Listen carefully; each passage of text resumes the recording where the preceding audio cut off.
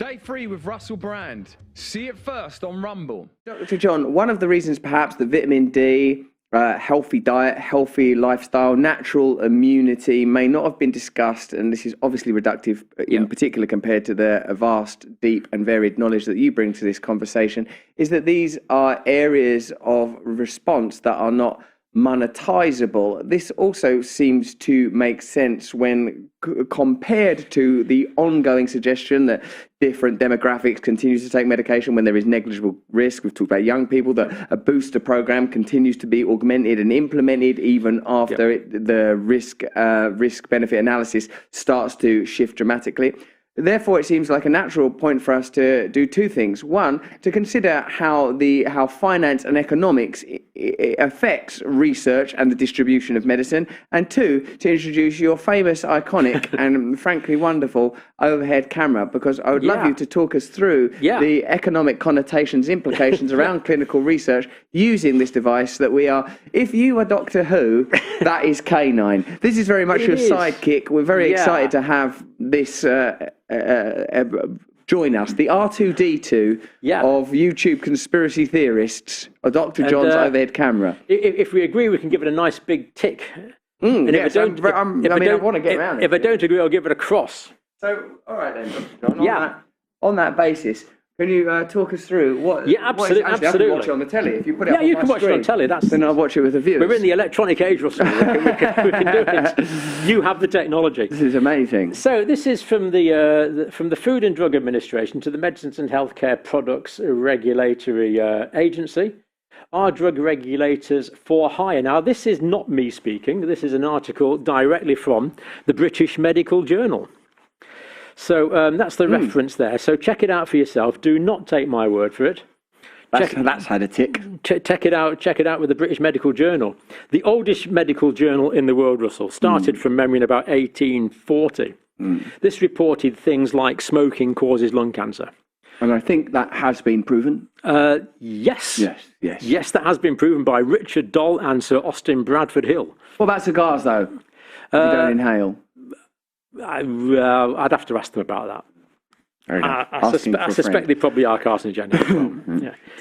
All tobacco products, I'm afraid, are carcinogenic, whether you chew them, smoke them. Okay. I wouldn't even have them in the same room. Right, now the proportion of the budget derived from industry of various agencies. So proportion of the COVID-19 vaccine, so this is the portion of the budget derived from industry, and in brackets we've got the proportion of COVID-19 vaccine committee members that declare a financial conflict of interest. So let's start off to begin with our very own Medicines and Healthcare Products Regulatory Agency. Now the figure there, Russell, is 86%. So let's be clear, 86% of the funding for the Medicines and Healthcare Products Regulatory Agency that regulate what medicines you can take, 86% of that funding comes from industry. Now, we're not talking about industry that makes beer here or tractors. No. This is industry with an interest. Of the members of this committee, the Medicines and Healthcare Products Regulatory Agency, 32% of those members reported, this is the ones that have reported, a potential financial conflict of interest.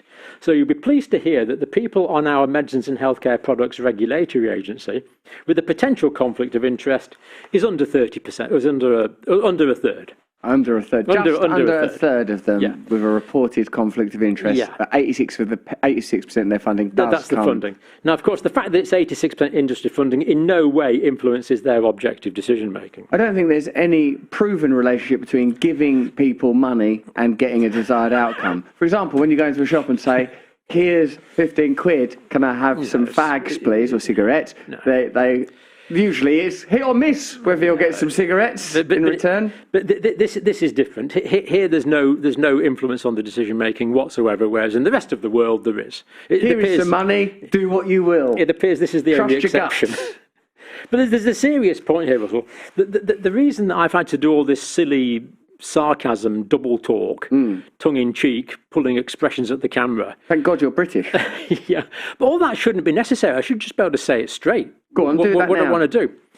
Well, it was saying that there's a clear potential conflict of interest, aren't we? Yeah, oh, that's not going to get a tick for that. This needs to be explained. This 32%, why are they still on that committee? What should it be, 0? It should be 0. So that 32%, in my view, should resign from the committee. I agree. In fact, I wish I had my red pen with me, because I give that a red cross. All I can do now is give it a blue cross. If I really don't like something, I'll give it a red cross. Well, can we bring a red pen in for Dr. John, please? I think it's the least we could do. Otherwise, I'm going to have to use my own blood, just simply for aesthetics. US Food and Drug Administration, 65% industry funded, less than 10%. But here, that sounds like a lot less, but their budget is so massive.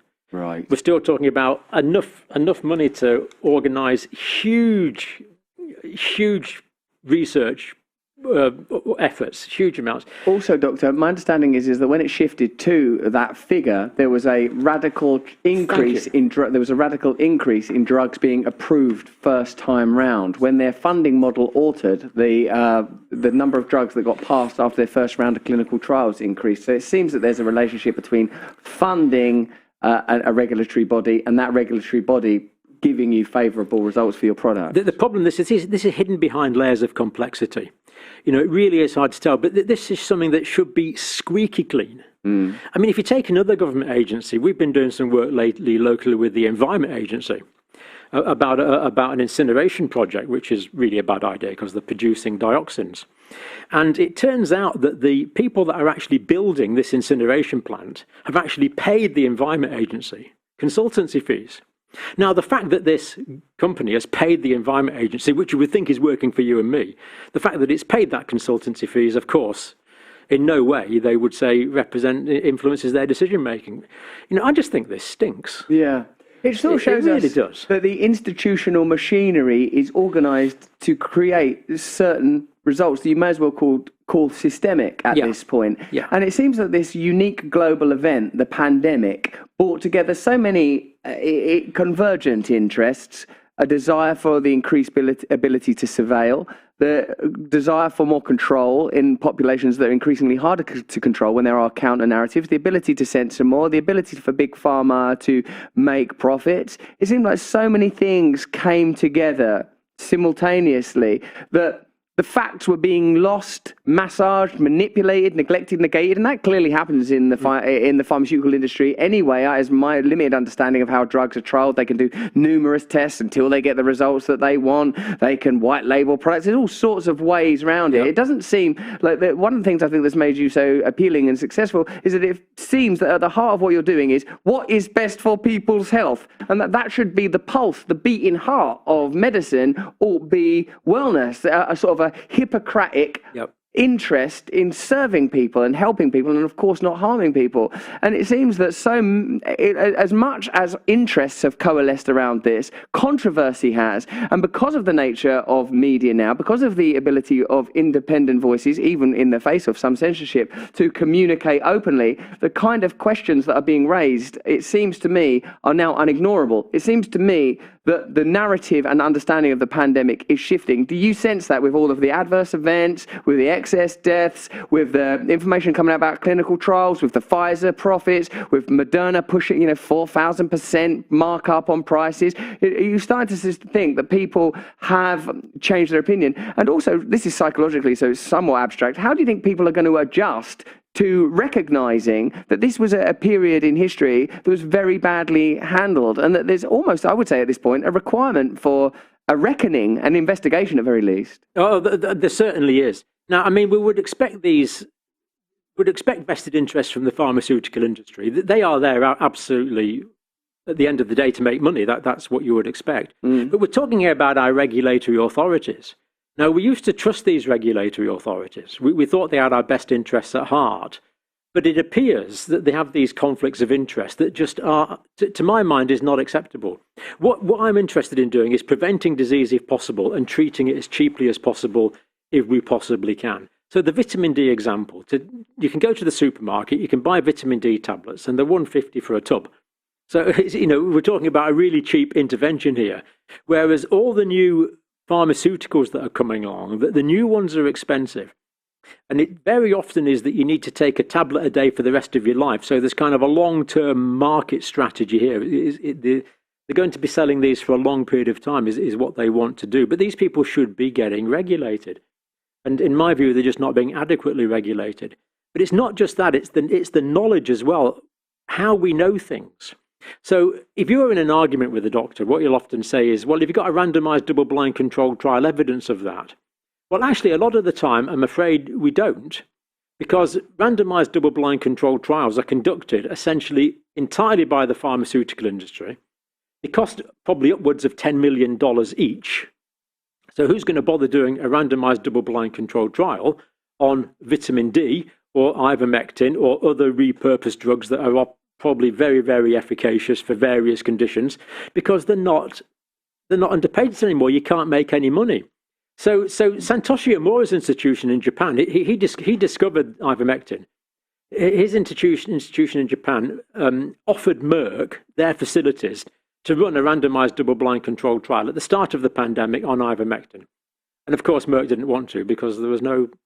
Well, I can't say why Merck didn't want to, but Merck didn't want to. I might posit that it's because it's not a profitable medicine. And the hysteria that surrounded that conversation was, I think, one of the moments where we came to recognize what was happening in that pandemic, that there was a form of media totalitarianism and the assertion of establishment control that, if it was taking places under the guises of another ideology, would be called out for what it was, hysteria. I was thinking that the way that you just described that double-blind trial process as being an expensive, costly one, and therefore necessarily under the auspices of a profit-driven model, only undertaken in pursuit of profits. That's not even a moral and ethical issue.